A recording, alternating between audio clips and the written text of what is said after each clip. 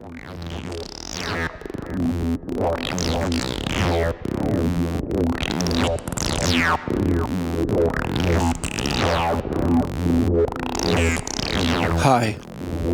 welcome to this second extensive playthrough video about VORTEX, a complex oscillator by Cosmotronic.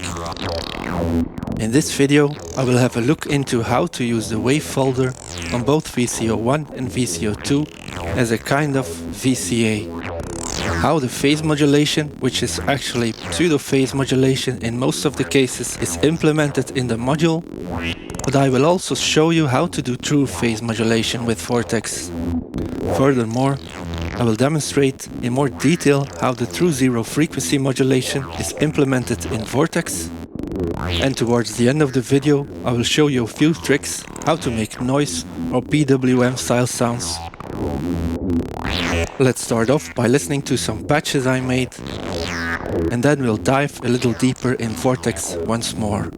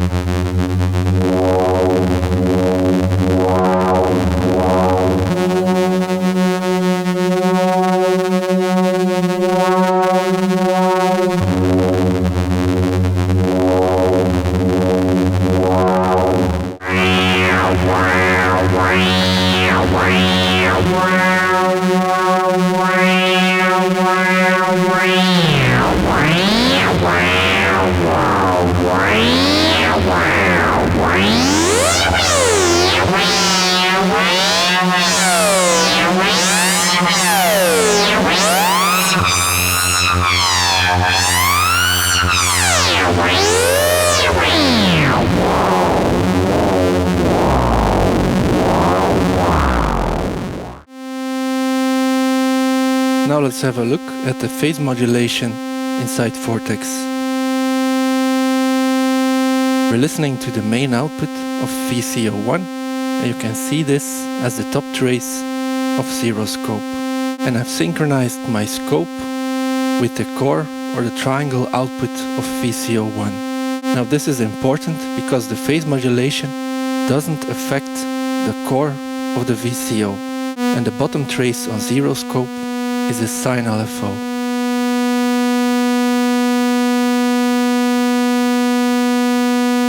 I've patched this LFO into the modulation input for the phase modulation. And this means that the LFO will modulate the phase of VCO1. Let me turn up the phase modulation.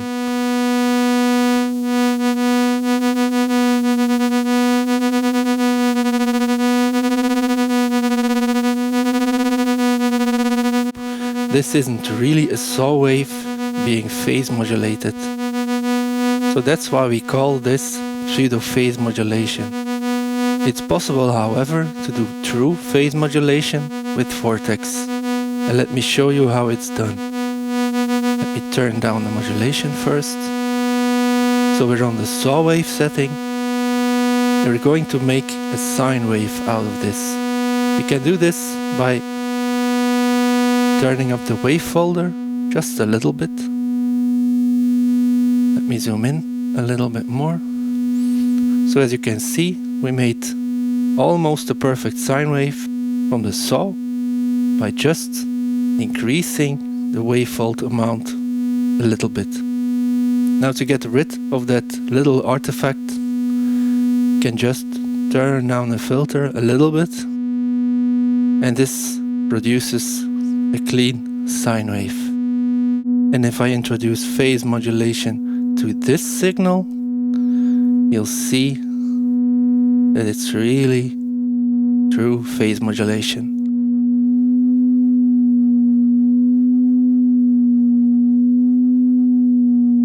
Now when I turn up the signal and increase the rate of the modulation,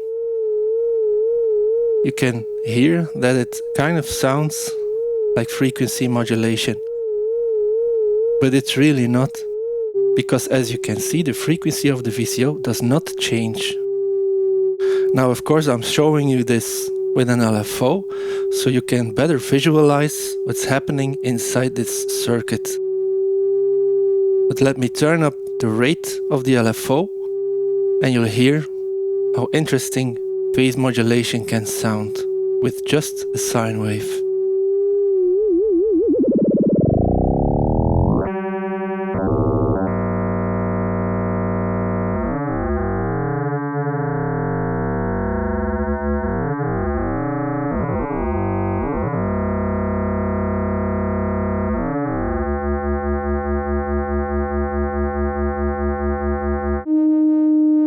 Now it's worth to note that this true phase modulation kind of falls apart when you increase the phase modulation further.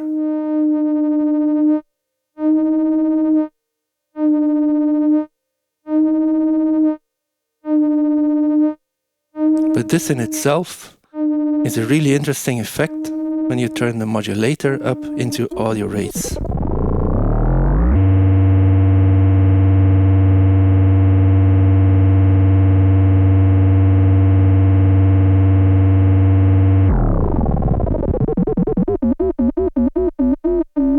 And of course, with Vortex being a complex oscillator, it's not even necessary to plug in any external signal, because the sine of VCO2 is normalized to the modulation.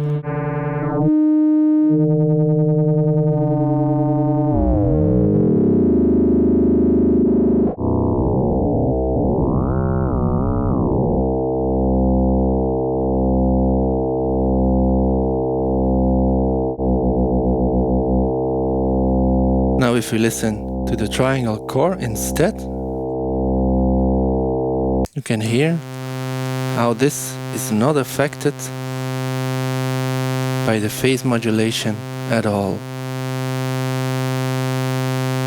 Let's go back to the sound of the main output.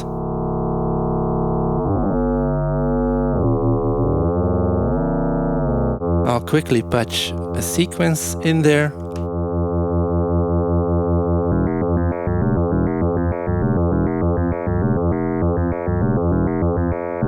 And of course this sounds dissonant because we're only pitch sequencing VCO1, but when I flick the switch, VCO2 is following the same pitch sequence.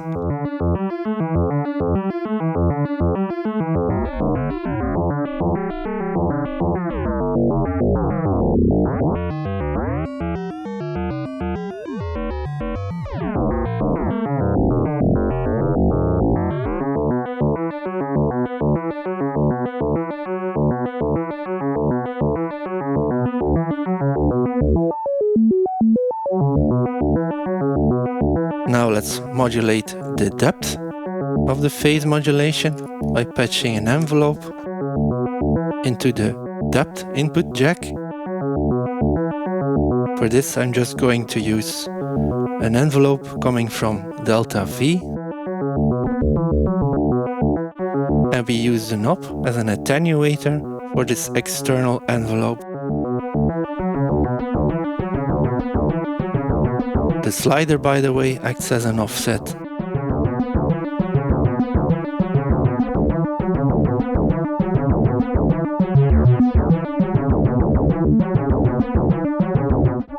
Now let's add some delay to this.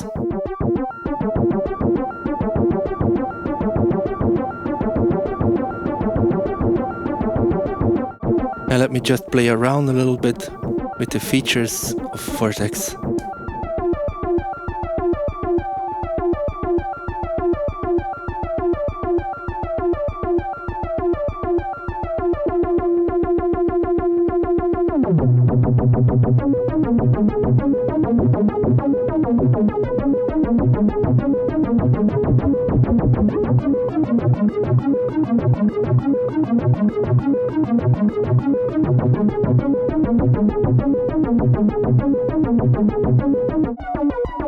Now I'm just quickly adding some vibrato to both VCOs. Let's turn up the knobs for the exponential FM.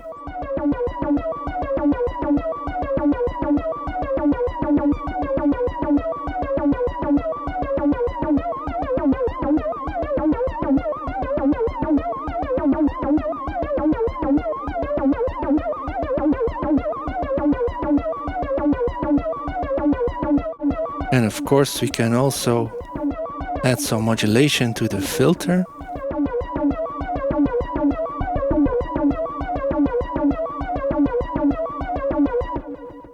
This is also just an envelope coming from delta V.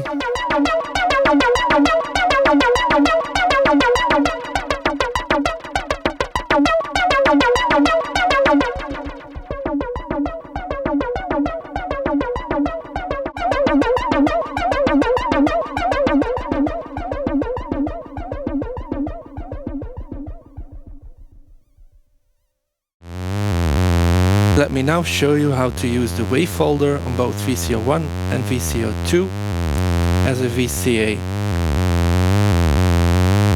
We're currently listening to the saw wave from the main output.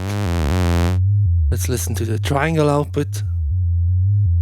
There's really a lot of bass, but apart from that, this is a rather boring sound. So let's add some wavefolding to it.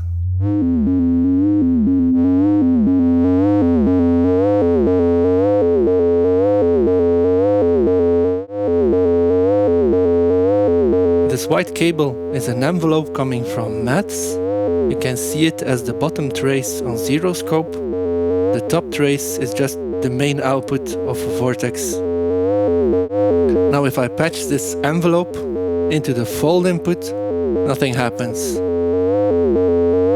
For the modulation you're sending in, to have any effect, you need to turn up the knob. Now I can of course turn down the slider. And by just adding an envelope to the fold input, I think this is already much more interesting than the sound we started off with. Let me switch over to the sum output on Mats. So I can introduce negative offset to the envelope that's modulating the wavefolder. I'll slowly introduce some negative offset and you'll see on the scope how the envelope dips below 0.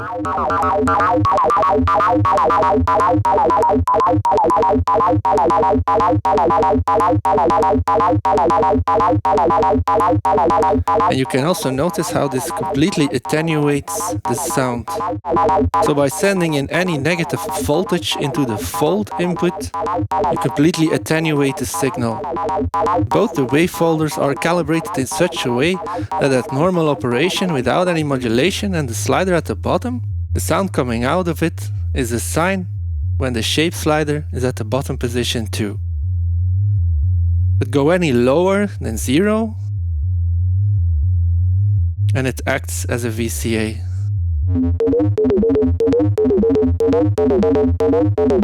Of course, you're kind of restricted to the wavefolded sound, but if you don't have a spare VCA, this is a really useful feature of VORTEX.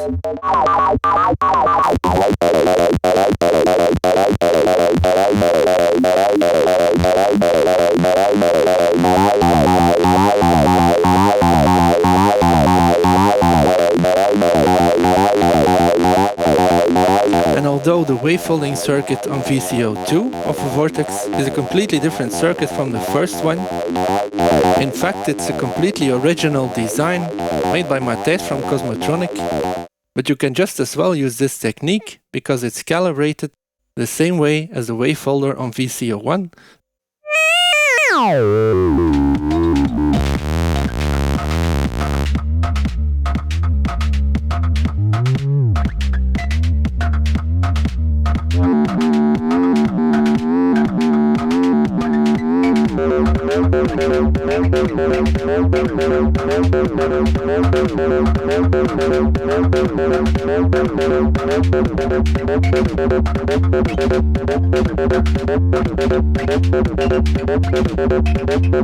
Using a wavefolder to shape your sound is also a neat way to not use any filters, but instead go the other way around. What I mean by this is you start with a really simple wave, like here, which is a sine wave. You can introduce extra harmonics by using a wavefolder. And that's exactly the other way around from regular subtractive synthesis, where you start with a really rich wave and you use a filter to filter frequencies out of it. But in fact, it can sound really similar.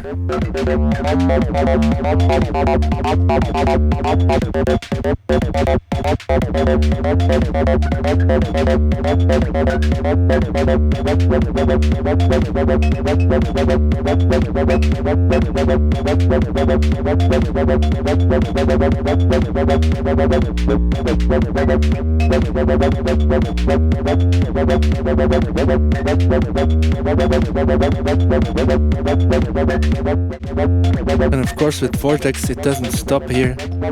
You can introduce all kinds of modulation just using the front panel controls.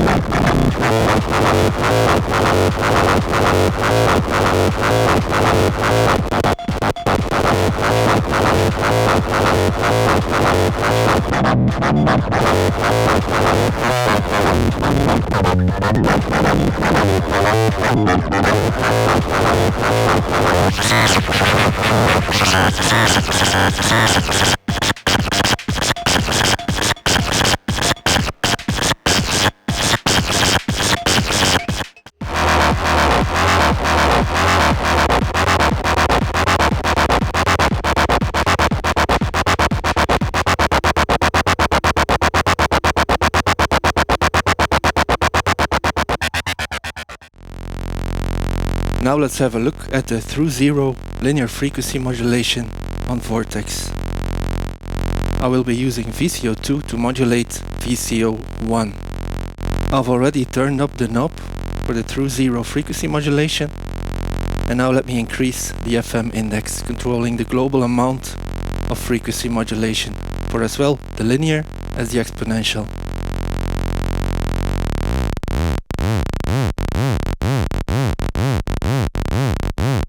As for every possible modulation on VORTEX, it uses the sine of the other VCO to modulate the parameter. I'm sending in a negative offset into the volt per octave input of VCO2, by the way, to make it slower so I can show you what's happening on the scope. Because with through-zero linear frequency modulation, the real cool thing that happens is whenever the modulator goes below zero, the waveform of the carrier is inverted. And you can see it clearly on the scope, although it's going relatively fast, how whenever the modulator, being the bottom signal, goes below 0, the carrier inverts.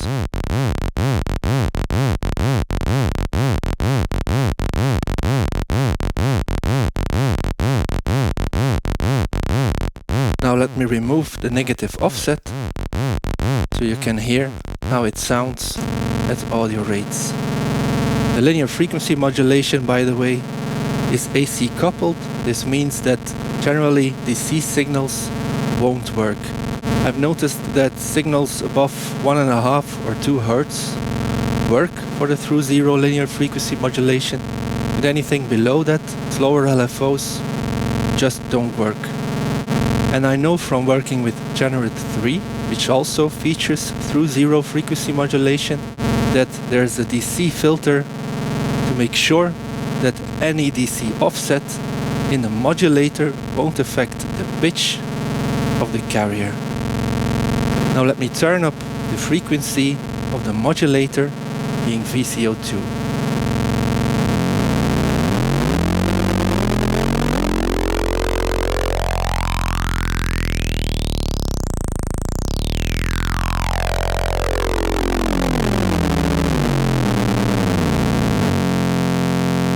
I'm using the saw wave output, by the way, of VCO1, and you can see on the scope when I'm using an audio rate modulator how we get these characteristic M-type shapes, and that's just because the VCO is inverting.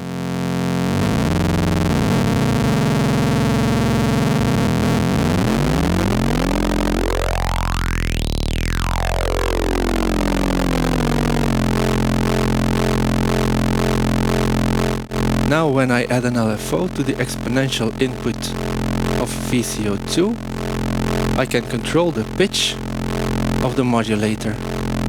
And of course I need to increase the knob for the exponential FM of VCO2.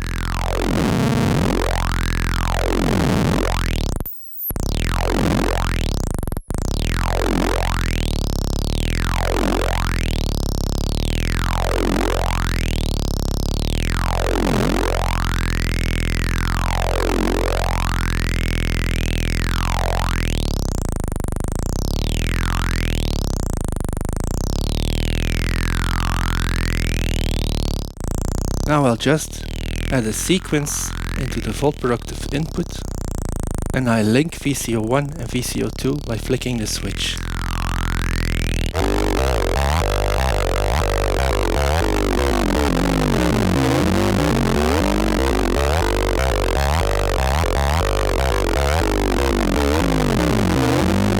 Of course, you can also use sync at the same time, and this makes for even more interesting timbres.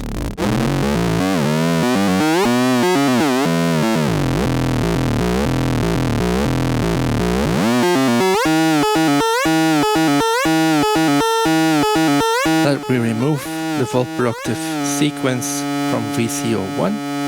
Let's just add it to VCO2. The switch doesn't have any use anymore. And by syncing VCO1 to VCO2, VCO1 will follow the pitch sequence by being synced to the modulator.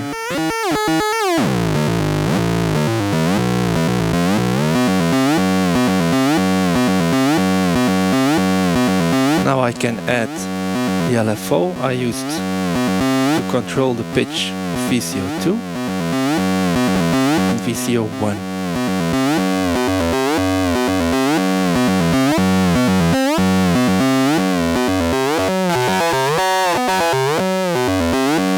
Let me add some reverb to this.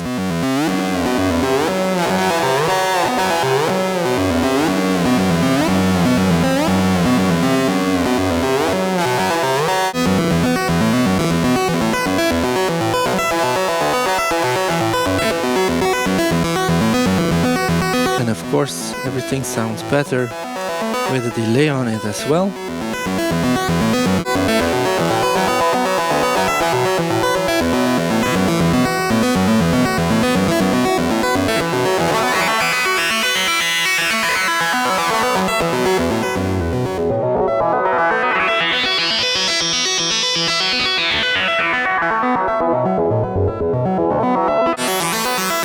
Let's add an envelope to the fold input of VCO1.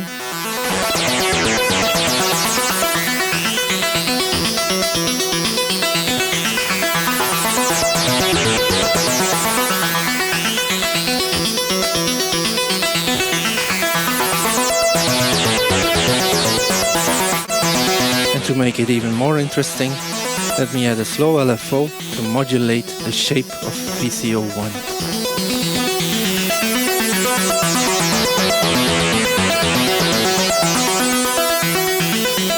Of course, for this to work, I need to turn up the attenuator.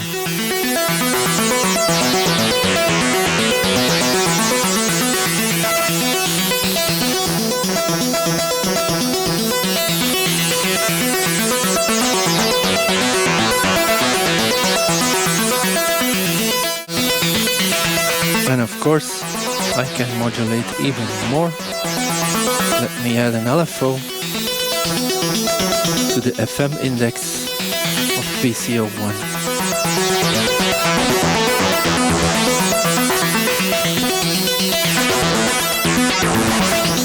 As you can see from the arrow on the front panel, the modulation for the FM index of VCO2 is normal to everything we patch into VCO1. But of course, if you want to break any of the normalizations of VORTEX, you can always just patch in a dummy cable.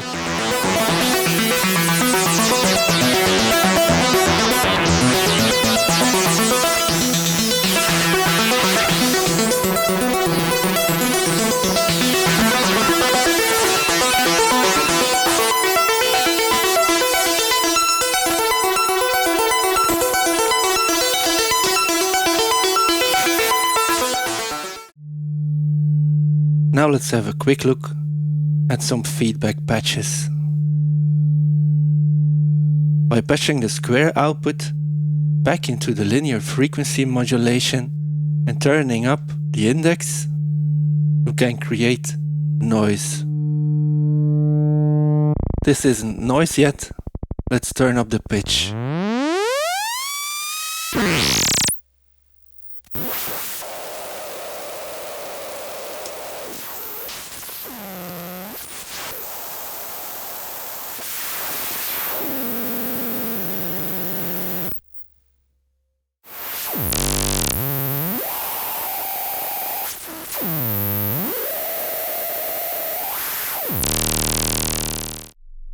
Let's try something else. By patching the sine output back into the phase modulation mod input, you can force this circuit into wavefolding.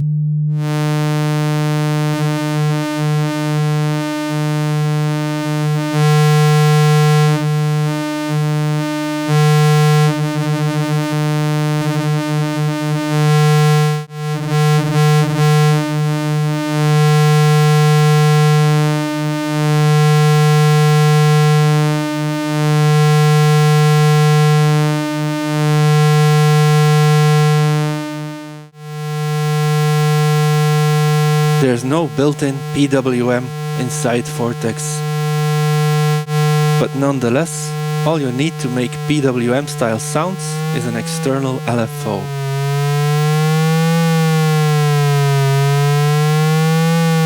For this we use the square output of VCO1. I patch an LFO into the exponential frequency modulation of VCO1. Of course, turn up the modulation and the index, and then sync VCO1 to VCO2.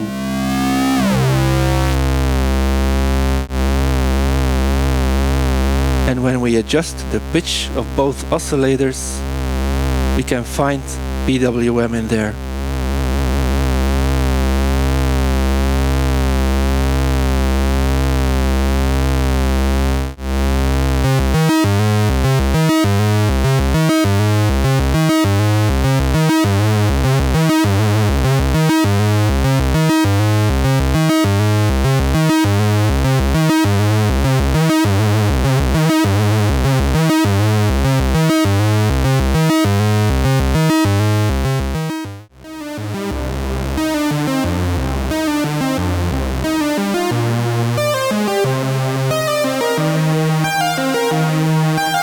I'll wrap up this video here. I hope by giving you some extra information you can get a better sense if this module is something you want or need. I personally think, even though VORTEX is a really wide module, being 26 HP wide, it's a really good module for smaller systems. Add in an envelope and a VCA, maybe a filter, and a versatile LFO, and you will end up with a complete voice with a lot of modulation options and a lot of timbral possibilities. There's a lot of in-depth information in the manual, by the way, about the circuits and how all the modulation options are implemented in VORTEX. There's also some basic information in there, for example about what phase modulation actually is and what the difference between through zero and regular FM is. I really hope you learned something from this video. Thanks for watching. Bye.